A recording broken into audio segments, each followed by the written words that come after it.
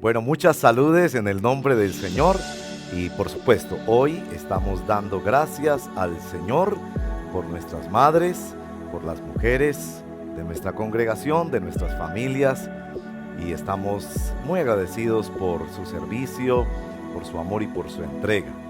Precisamente vamos a compartir la palabra del Señor hoy con un tema que es un poco relacionado sobre esto, y en particular sobre nuestras familias y sobre nuestros hijos que crecen por misericordia del Señor en familias creyentes. Bueno, les invito a abrir sus Biblias en el libro de Segunda de Reyes, capítulo 22.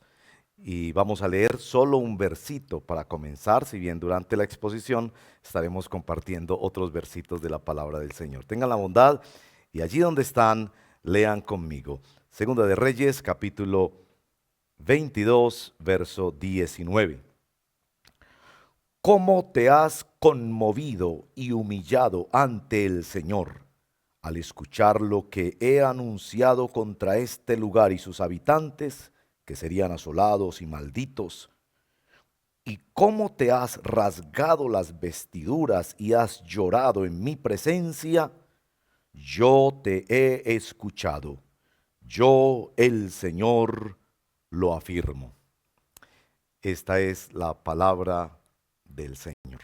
Oremos y pidamos gracia de parte de nuestro Dios para entenderla y para aplicarla a nuestras vidas y a nuestras familias. Oremos. Señor, te damos gracias en este día en particular, que estamos tan agradecidos por las madres y por las mujeres que han servido, madres biológicas, también madres de crianza y madres espirituales. Estamos agradecidos contigo, Señor, por mujeres fieles que nos han servido con tanta abnegación y tanta entrega. Te pedimos, Padre, al leer esta porción de tu palabra, que sea, Señor, tu santa palabra, haciendo en el corazón de nosotros y de todos los que escuchen este mensaje lo que solo tú puedes hacer, Espíritu Santo, que es convertir los corazones por el poder sobrenatural de tu Santa Biblia. Lo pedimos en el nombre de Jesús, nuestro Señor. Amén. La petición de una madre cristiana y de un padre cristiano se podría resumir en que clamamos al Señor que nuestros hijos ni se comporten ni se sientan como nietos de Dios.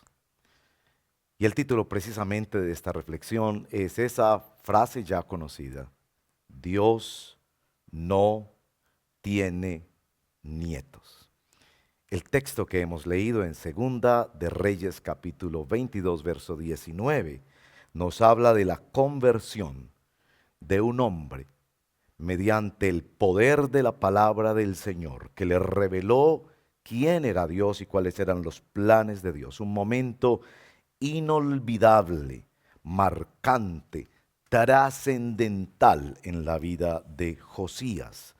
Tan trascendental que, si me permiten leer un verso más adelante, cuando se resume, como se acostumbra, la vida de todos los reyes de Israel, al sintetizar la vida de este gobernante, se dijo en el 23-25, ni antes ni después de Josías hubo otro rey que como él se volviera al Señor de todo corazón, con toda el alma y con todas sus fuerzas, siguiendo en todo la ley de Moisés. Eso está en 2 de Reyes 23, verso 25.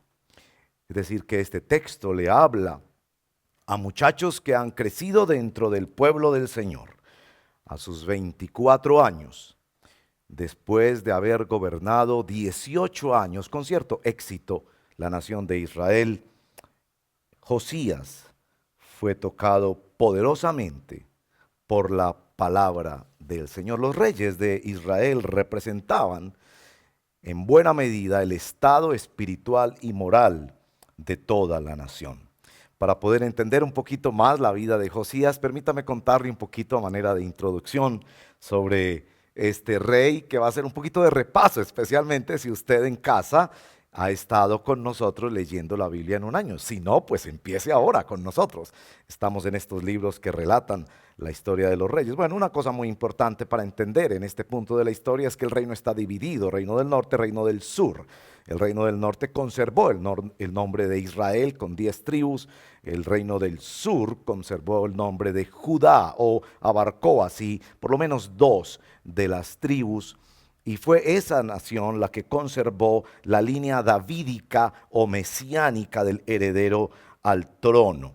Es muy interesante que es solamente en el reino del sur donde se relatan las edades y las madres de estos gobernantes. Las edades, por ejemplo, sobresalen que varios de los reyes, y la mayoría de ellos buenos, comenzaron su reino siendo muy niños. Joás, por ejemplo, a los 7 años, Azarías a los 16, Manasés, si es una excepción a esa regla porque fue el peor de todos los reyes de Judá, comenzó a los 12 años, y el rey que nos ocupa hoy, el rey Josías, comenzó a la edad de 8 años. Las madres eran muy determinantes en las vidas de estos muchachos, pero hemos escuchado y hemos leído de madres malas y madres buenas. Macá, por ejemplo, Jezabel, Atalía fueron madres perversas, pero hubo madres buenas. Betsabé se convirtió en una buena madre para Salomón, pero en particular la mamá de Josías, Jedidá, que no se nos dice mucho de ella, pero sabemos mucho de ella a través de su hijo, como es el caso de muchas de ustedes, madres de familia, que quizás se entregaron a la crianza de sus hijos y realmente su bondad la conocemos a través de los hijos y las hijas que ustedes levantaron en el temor del Señor. Bueno, muchos de los reyes fueron realmente huérfanos, casi todos huérfanos de padre, pero aún algunos de madre. Y esto hace pensar que la influencia de las madres, pero también de los profetas y de los sacerdotes fue muy importante para los reyes de Israel, especialmente la influencia de los profetas. En Israel había profetas malos y profetas buenos también. Los profetas malos eran algo así como mercenarios, que los contrataban y los cultivaban los reyes para que les dijeran lo que ellos querían escuchar. No se distancia mucho de estos tiempos con ciertos predicadores. Por ejemplo, Segunda de Crónicas, capítulo 18, relata esta historia que se une Josafat y Acab y van a emprender una guerra, y Josafat pregunta, bueno, ¿hay algún profeta? Y le traen 400 que solo le dicen a Acab lo que él quiere escuchar. Y Josafat se siente un poco incómodo con esto y dice, bueno, pero ¿hay realmente un profeta que nos hable a nombre del Señor? Y ahí llaman a Micaías y este le habla, y ahí uno nota cómo los reyes le tenían cierto temor, especialmente a los profetas buenos. Por ejemplo, el caso de Jeroboam, el primer rey de Israel, que tuvo 3 experiencias muy destacadas dentro de los textos con profetas, y la tercera de ellas fue precisamente donde vino un profeta y le dijo que un día nacería un hijo de David que destruiría todos los altares que él había levantado para estas deidades falsas y paganas, y que traería el juicio de Dios y una reforma tremenda en lo religioso y lo político a la nación. Muy interesante porque eso nos conecta de nuevo con la mamá de Josías, porque el niño que profetizó este profeta de Israel, que se llamaba Ahías, ese profeta fue dicho que vendría un niño que se llamaría Josías. 300 años antes se profetizó el nombre de este muchacho. Es una de las cosas más interesantes que hay con respecto a la vida de Josías. Lo que también resalta, ¿por qué ninguno de los reyes en 300 años quisieron ponerle ese nombre a uno de los hijos? Y yo tengo la sospecha de que la madre de Josías insistió en ese nombre, porque pensó, mi hijo va a ser un rey temeroso de Dios y va a traer las reformas que se necesitan en la nación de Israel. Y no querían ponerle el nombre de Josías porque no querían hacer una reforma religiosa y moral dentro de la nación, porque era tremendamente costosa hacer esa reforma. Déjeme contarle un poquito sobre la situación espiritual de la nación de Judá y también de Israel. que duró casi todo el tiempo de las monarquías en Israel. En primer lugar, consistía en una vida sincretista. Esto era una nación que tenía un pacto con Dios y tenía un pie en la iglesia, pero tenía otro pie en el mundo, adorando las deidades del mundo. En segundo lugar, destacaba que esa forma de gobierno tan marcadamente religiosa era económica y políticamente muy rentable. Alrededor de los altares se hacían fiestas patronales, grandes festivales y carnavales. Y no sé si usted ha notado que muchos de los carnavales en el mundo tuvieron un origen religioso. Y esto se convierte en fuente de empleo y de riqueza, de popularidad, de turismo para una nación y ya no se puede tocar. Así que hacer una reforma religiosa era hacer una reforma política, económica de gran calado que traería serias consecuencias a la nación, especialmente porque estas religiones paganas, como ha ocurrido a lo largo de la historia, derivaban en elementos como la prostitución. En Israel hubo prostitución sagrada, aún en el templo del Señor. Qué cosa tan horrible y vergonzosa. En muchos de estos santuarios se volvían festivales con toda clase de aberraciones sexuales y llegaban también al sacrificio de niños.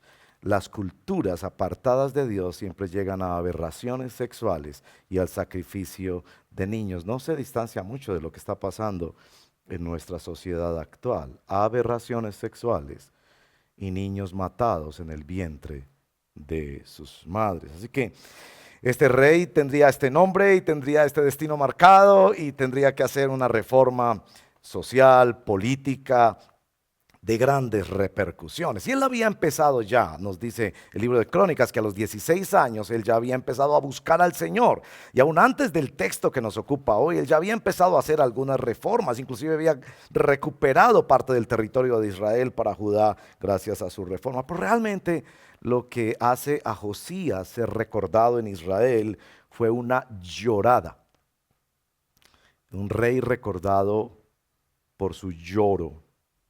Jeremías, en el capítulo 35 de Segunda de Crónicas, nos da algunas pistas sobre la importancia de esta llorada, porque cuando Josías muere, Jeremías compone unos lamentos y parece que se incorporan dentro del famoso libro bíblico de Lamentaciones. Un rey conocido por una llorada. Y bueno, hoy vamos a hablar de si la palabra del Señor te hace llorar, porque déjame decirte esto desde el principio de la reflexión de hoy, que la hago con la mayor reverencia y temor delante del Señor, con el mayor respeto, pero con la mayor seriedad para ti. Si no has llegado a escuchar por lo menos una vez la palabra de Dios en tu vida, que te haya conmocionado profundamente el corazón, como el texto que nos ocupa en el día de hoy, entonces hay una altísima posibilidad de que tú no eres salvo, no eres hijo o hija de Dios. Y lo que tienes hoy en día es una religiosidad del tipo consumista, que va por su milagro, del tipo experiencial, que va como quien busca un spa para sentirse mejor. O tiene un cristianismo moralista, del tipo cultural, de principios y valores, o del tipo legalista que se impone unas normas para proteger su vida.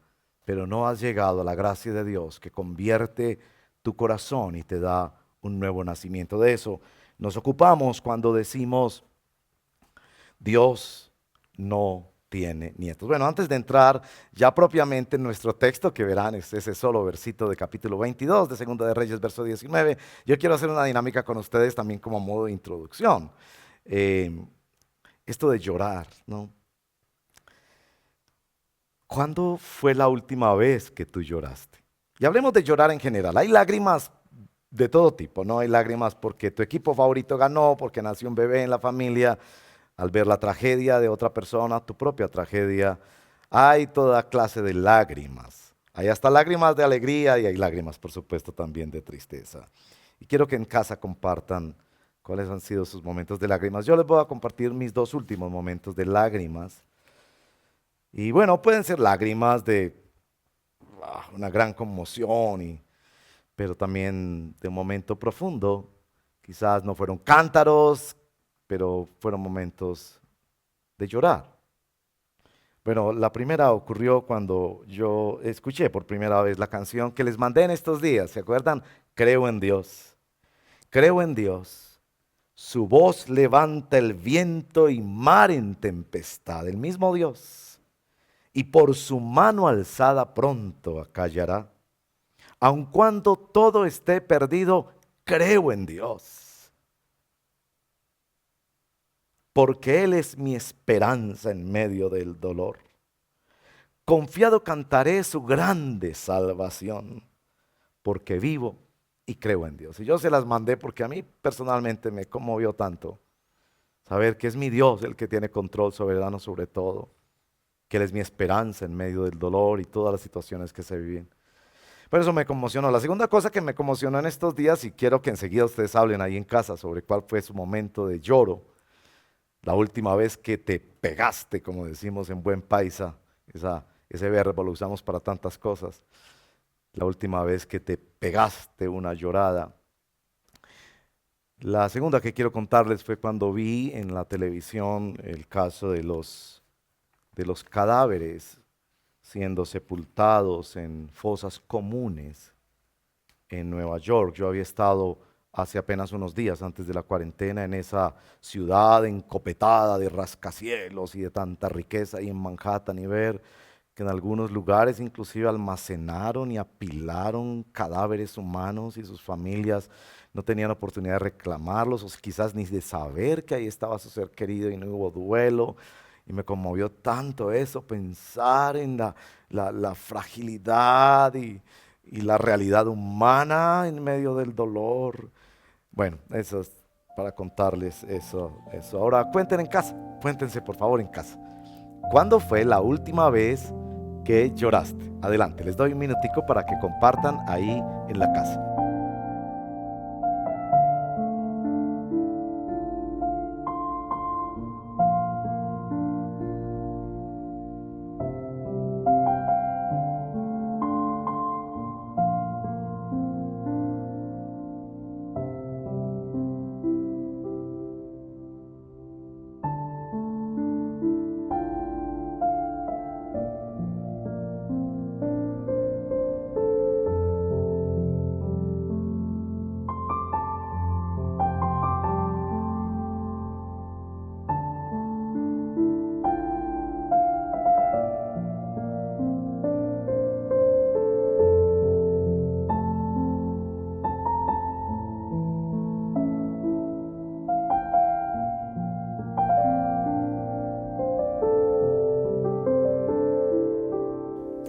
Bueno, muchas gracias por compartir allí en casa. La verdad, la dinámica que acabamos de hacer es sencillamente una preparación, porque yo no quiero hablarles necesariamente de cualquier momento en que nos conmovimos, porque las lágrimas son finalmente parte de los sentimientos con los que Dios nos creó. Yo quiero hablar específicamente de cuándo fue la última vez que lloraste al escuchar la palabra del Señor.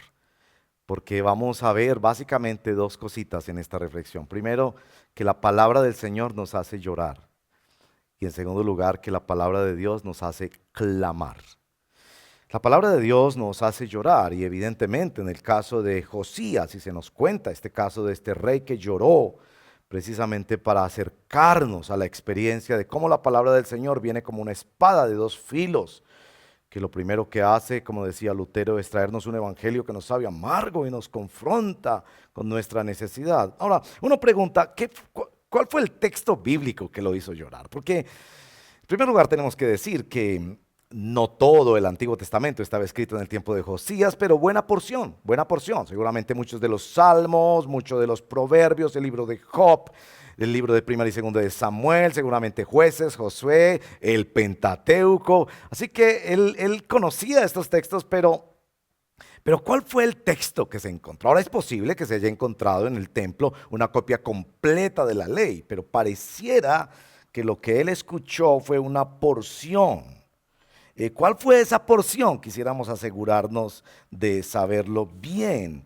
en la coronación de los reyes se les entregaba una copia de la ley, seguramente su madre, los profetas y sacerdotes le habían dictado, él tenía que haber recurrido a ciertas porciones de la ley para la reforma que ya venía haciendo bajo su gobierno. Él seguramente conocía de memoria algunos textos de la palabra del Señor, pero ¿cuál fue el texto que leyó? Ahora noten que la respuesta que hay cuando en el verso 11 nos dice que cuando el rey oyó las palabras del libro de la ley, se rasgó las vestiduras y dio esta orden a Gilquías el sacerdote, a Jicán hijo de Safán, a Cor hijo de Micaías, a Safán el cronista y a Asaías su ministro personal: vayan a consultar al Señor por mí, por el pueblo y por toda Judá con respecto a lo que dice este libro que se ha encontrado. Sin duda que la gran ira del Señor arde contra nosotros, porque nuestros antepasados no obedecieron lo que dice este libro,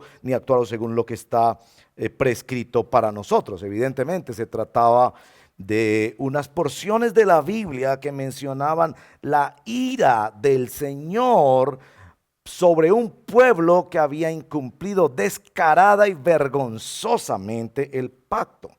También lo que Josías hace después de esta experiencia, que es celebrar la Pascua y renovar el pacto, y lo que hace inmediatamente, que es ir a consultar a la profetisa Huldá, dan cuenta de que realmente lo que él leyó fueron textos que hablaban de el juicio de Dios. Las circunstancias no dan para pensar de que leyó todos los textos que estaban escritos hasta el momento de la revelación de Dios, pero en particular, y lo vamos a ver más adelante, por las palabras específicas que se usan sobre esta experiencia de conversión, veremos que se refiere específicamente, en mi opinión, al capítulo 26 del libro de Levítico y a los capítulos 27 al 30 del libro de Deuteronomio. Permítame leerle un poquito del libro de Levítico para sintonizarnos un poco con el impacto que causó aquella lectura de la palabra del Señor. Y mi oración, como yo sé que es la oración más importante de una madre y de un padre cristiano, que sus hijos sean impactados de tal manera por la palabra del Señor que eso libere lloro y clamor en la presencia del Señor. Permítame leer lo que, en mi opinión, leyó Josías, que lo estremeció de tal manera. Capítulo 26 del libro de Levítico, voy a saltar partes, obviamente es una lectura cuantiosa, así que voy a saltar. En verso 14, si ustedes no me obedecen, dice el Señor en la parte de las maldiciones, esto parecido al libro de Deuteronomio y otros lugares de la Escritura, hay bendiciones y maldiciones frente al cumplimiento o incumplimiento del pacto. Si ustedes no me obedecen ni ponen por obra, dice el verso 14, todos estos mandamientos, sino que desprecian mis estatutos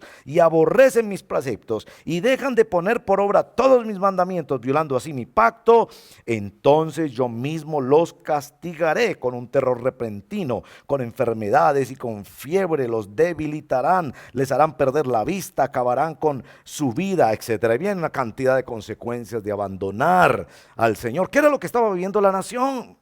Llenos de idolatría, de un sincretismo, con un pie en la iglesia y con otro pie en el mundo, adorando las deidades del mundo, pero queriendo las bendiciones de Dios. Bueno, verso 18 en adelante empieza a reiterar como que Dios les daba oportunidad de arrepentimiento una y otra vez. Miren, verso 18. Si después de todo esto siguen sin obedecerme, y vienen otras reprensiones y otros anuncios de maldición sobre ellos. Verso 21, si a pesar de todo esto siguen oponiéndose a mí, y vienen otras calamidades. Verso 23, si a pesar de todo esto no aceptan mi disciplina, y vienen otras consecuencias. Verso 27, si a pesar de todo esto todavía no me obedecen, sino que continúan oponiéndose a mí, y vienen otras consecuencias, particularmente allí verso 28, 7 veces los castigaré por sus pecados.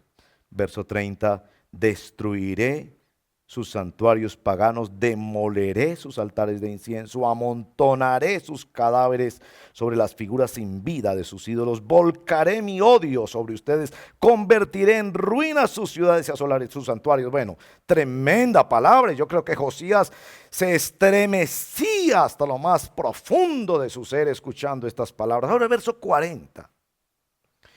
Pero si confiesan su maldad, y noten esto, y la maldad de sus padres, y su traición y constante rebeldía contra mí, verso 42, entonces me acordaré de mi pacto con Jacob, Isaac y Abraham. Y en el verso 43, pero tendrán que reconocer sus pecados por cuanto rechazaron mis preceptos y aborrecieron mis estatutos. Es decir, Josías estaba profundamente conmocionado por leer sobre el juicio de Dios. Ahora, ¿qué fue lo que a él le pasó por dentro cuando leyó estos pasajes de la palabra de Dios?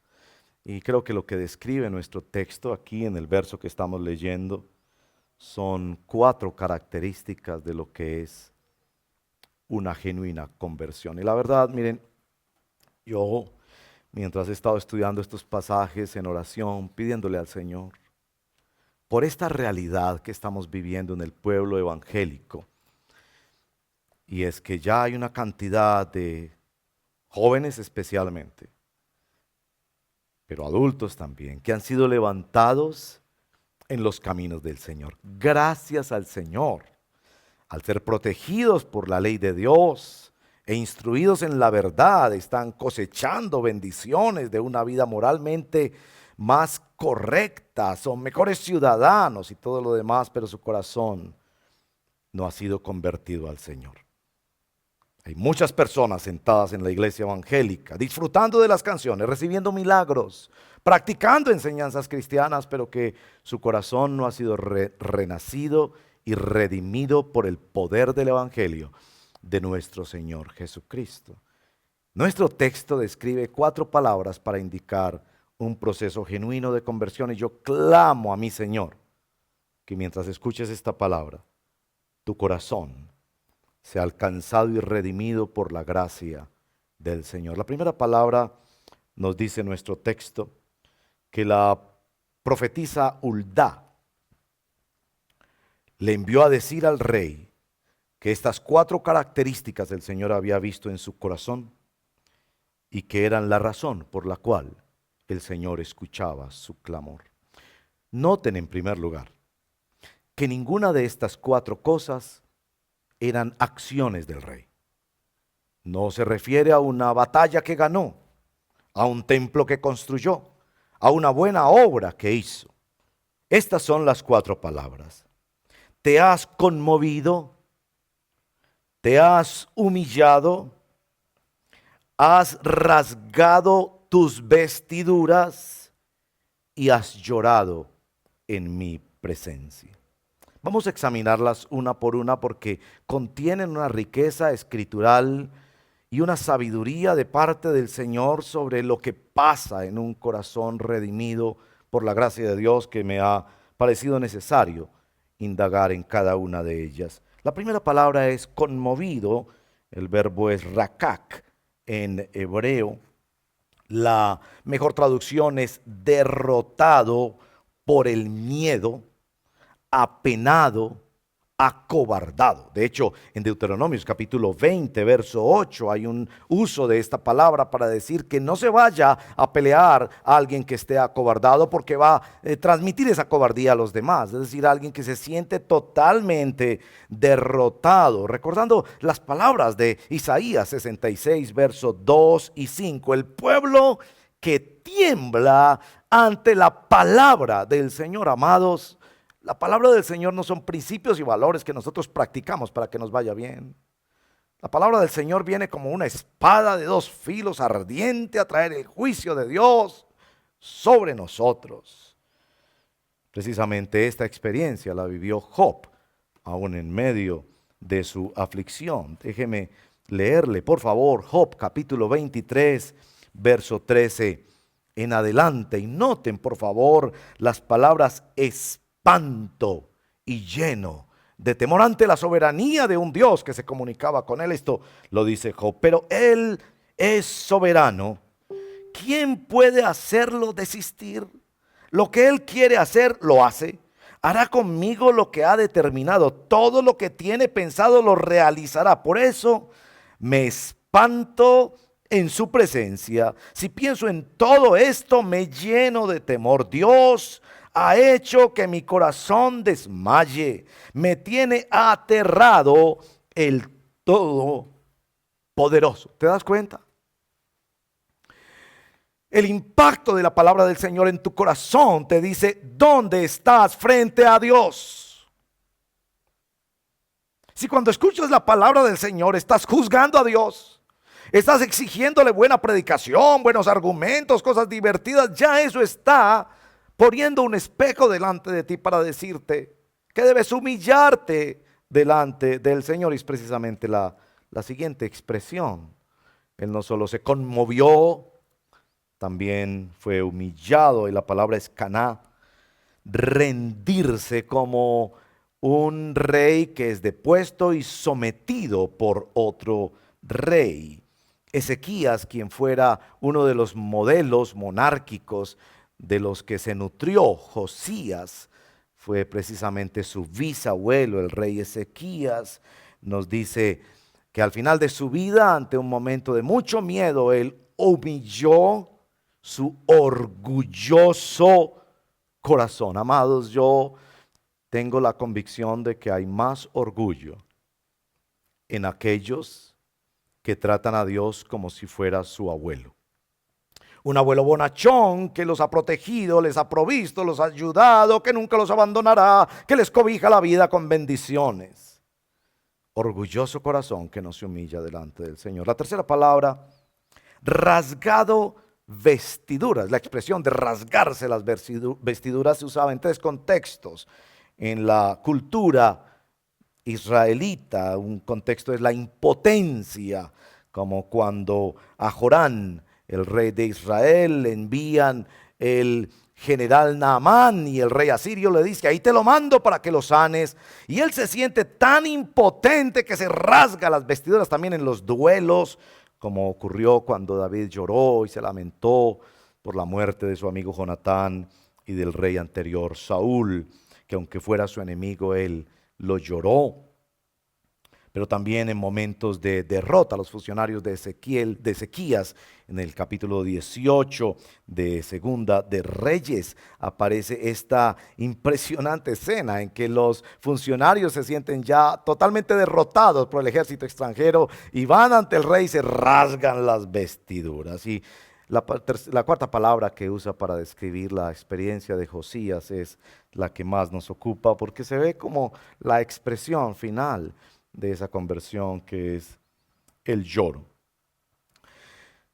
Nosotros hemos crecido en una cultura que nos han dicho que los hombres no lloran, sino que le sudan los ojos, dicen algunos, o que se le chocolatean los ojos. A propósito, yo no he podido explicar bien esa expresión, de dónde viene eso de que se le chocolatean los ojos, o que tragan saliva para no llorar. David era un rey que lloraba y lloró frecuentemente. En los Salmos usted escucha que sus lágrimas eran su pan de día y de noche, porque quienes se burlaban de él le decían: ¿y dónde está tu Dios? Y él lloraba en la presencia del Señor. El rey Ezequías, mencionábamos anteriormente, también en Segunda de Reyes capítulo 20, viene a decirle el profeta Isaías que ordene su casa, porque el Señor le ha dicho que ya ha llegado el fin de su vida y de su reinado.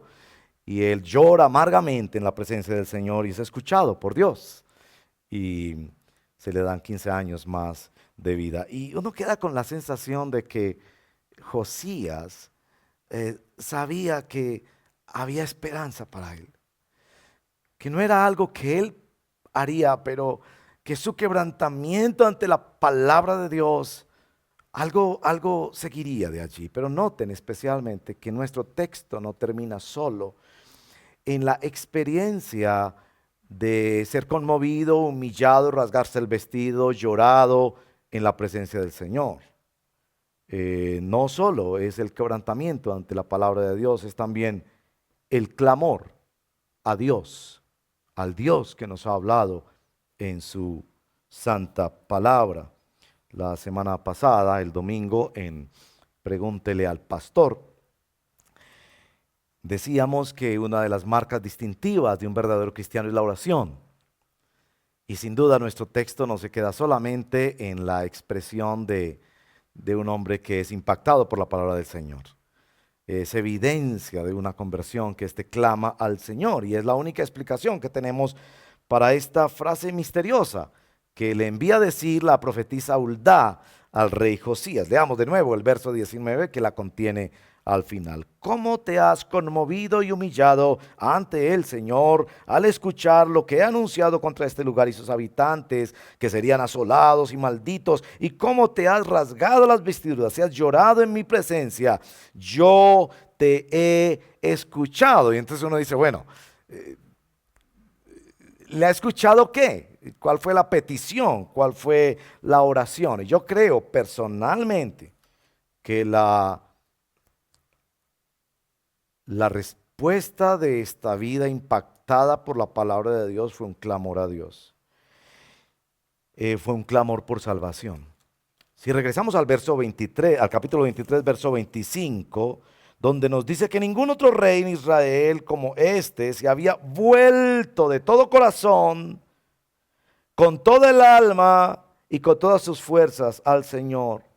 Eso hace un eco de Deuteronomio capítulo 6, donde dice amar al Señor de todo, con todo tu corazón, con toda tu alma, con todas tus fuerzas. Y esto muestra que había un clamor de él. ¿Un clamor por qué? Porque venía el juicio del Señor. Permítame aclarar un poco esto. Yo creo, hermanos y hermanas, que nosotros hemos predicado muchas veces un falso evangelio. Cuando nosotros le hemos dicho a nuestros hijos o a muchas personas, cree en el Señor para que te vaya bien en la vida. Cuando lo que el evangelio realmente dice en primer término, y solo siendo así puede haber más y puede venir bendición en el evangelio, cuando en primer lugar el evangelio dice, cree en el Señor Jesucristo y serás salvo de esta perversa generación, sobre la cual reposa la ira y el juicio santo, seguro y severo de Dios. Muchas veces nosotros mismos padres hemos comunicado a nuestros hijos, perdónennos por favor, que el evangelio es sencillamente la cuota inicial para que tu vida sea mejor, para que cumplas tus sueños, para que te vaya bien, para que te realices, para que desarrolles tu potencial. Y el evangelio no es eso. El evangelio es la única solución para que tú y yo escapemos de la condenación eterna a la cual estamos destinados, si no es porque nos escondemos detrás de la cruz de nuestro Señor Jesucristo para huir de la ira venidera. Lo que estaba clamando Josías era salvación del juicio inminente de Dios. Josías supo que venía el juicio del Señor. Y es ante ese juicio que él tembló.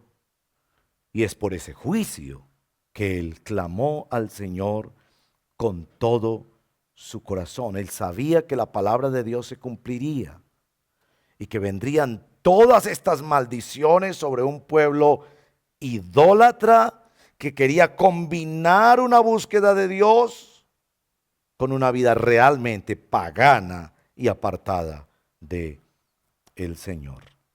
Pero Josías sabía que había esperanza en el Señor. Yo les he dicho que en el estudio que he hecho de la vida de Josías y al leer estos textos detenidamente me doy cuenta que Josías fue tremendamente guiado por los personajes históricos de David. Al principio de su vida nos dice que siguió en detalle lo que había aprendido de David, pero también de la vida de Ezequías, otro buen rey de Judá. En el capítulo 30 del libro de Segunda de Crónicas, nos relata en los versos 18 al 20, cómo cuando Ezequías hizo una de estas reformas que también emprendió Josías, no la hicieron de la forma correcta. De hecho, el texto nos va a decir que ellos no cumplieron todo lo que el Señor les dijo.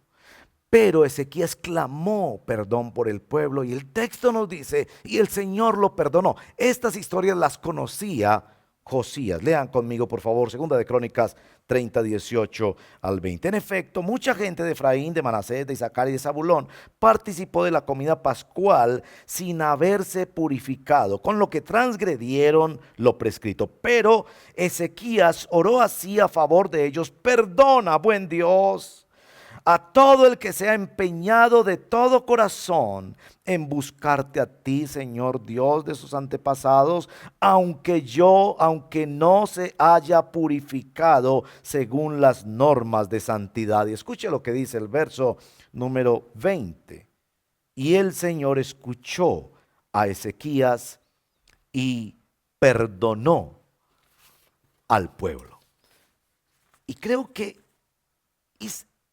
Josías descubrió que en estas mismas palabras, en estas mismas experiencias del pueblo de Dios, recordaba también cómo terminaba Levítico capítulo 26. Pero si ellos confiesan, se apartan, reconocen su maldad, el Señor extenderá la misericordia.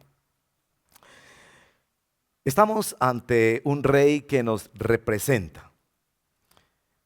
Josías, que hacía parte de esa cultura y representaba una nación. Estamos ante alguien que nos representa aún a nosotros hoy en día, con nuestro corazón lleno de mezclas religiosas, de intereses personales, de usar a Dios. Y estamos diciendo que nuestro corazón tiene que ser quebrantado por la palabra de Dios. Te estamos diciendo a ti, joven que has crecido, adulto que has crecido bajo los beneficios de una familia cristiana o del conocimiento de la palabra de Dios. Estoy diciendo algo y soy consciente que es atrevido y directo. Si por lo menos una vez en tu vida la palabra de Dios no te ha quebrantado a la manera de Josías, no eres salvo.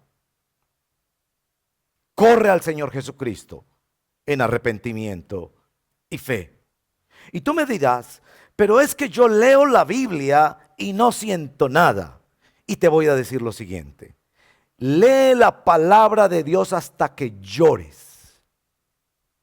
Léela incansablemente hasta que llores y clames a Dios por salvación. Busca al Señor de todo corazón. Entrégate a Él, porque Dios no tiene nietos. Yo creo que esta historia es destacada en el libro de Segunda de Reyes y Segunda de Crónicas precisamente para decirle esto a todo el pueblo de Dios en el Antiguo y en el Nuevo Pacto. Cada uno de nosotros ha de temblar ante la palabra de Dios.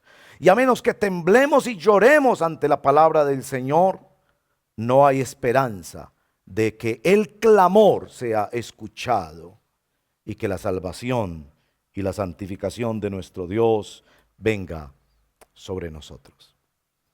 Pero también quiero decirte que este rey no solo nos representa a nosotros, este rey también representa al Señor Jesucristo. ¿Sabías que Isaías nos cuenta que el Señor Jesucristo es maestro de dolores, experimentado en lágrimas? Y quiero leerte este texto del libro de Hebreos capítulo 5 verso 7. En los días de su vida mortal, Jesús ofreció oraciones y súplicas con fuerte clamor y lágrimas al que podía salvarlo de la muerte, y fue escuchado por su reverente sumisión. Hay un misterio en este texto, no puedo exponerlo a profundidad, pero el misterio es este: ¿en qué sentido Jesús fue escuchado? El texto nos dice que sus súplicas y oraciones eran bañados en lágrimas. Nuestro Señor que no necesitaba salvación porque cumplió perfectamente la voluntad del Padre. Su vida fue perfecta en todo delante de los hombres y delante de Dios. ¿En qué sentido fue escuchado? Porque eso no quiere decir que no fue a la cruz. Yo creo que fue escuchado porque en el huerto de Getsemaní, cuando sudó lágrimas de sangre en medio de aquella agonía, donde le decía al Padre que no sea mi voluntad sino la tuya, estaba llorando por ti. Estaba llorando porque veía la gravedad del pecado humano y la única oportunidad que había para nuestra redención, siendo Él el sustituto para pagar por nuestro pecado. Sí, Josías como rey no solo apuntaba a la maldad del corazón humano, sino que apuntaba al verdadero rey que un día lloraría por nosotros y entregaría su vida por nosotros.